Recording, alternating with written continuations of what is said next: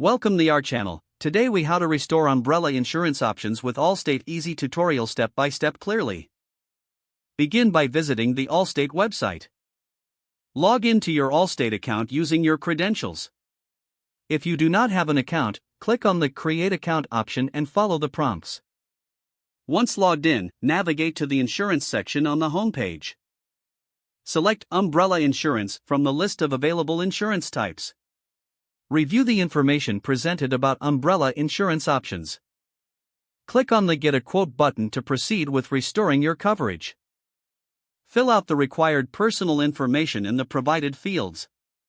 This information typically includes your name, address, and contact details. Next, specify the amount of coverage you wish to restore. Review the policy limits and coverage options that fit your needs. Take your time to read through the terms and conditions associated with your new policy. Once you are satisfied, proceed to the payment section. Enter your payment details to finalize the transaction. After submitting the payment, you will receive a confirmation email. Keep this email for your records as proof of your restored umbrella insurance.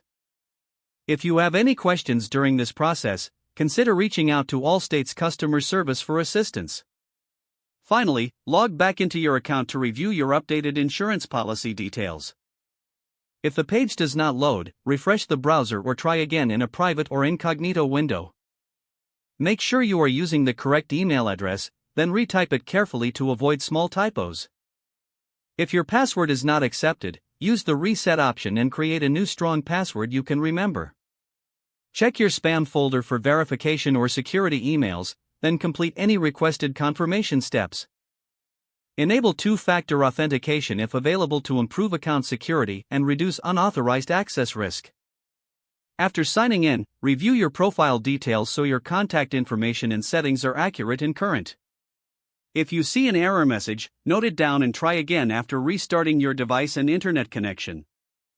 Log out when you finish, especially on shared devices, to keep your account and payment information secure.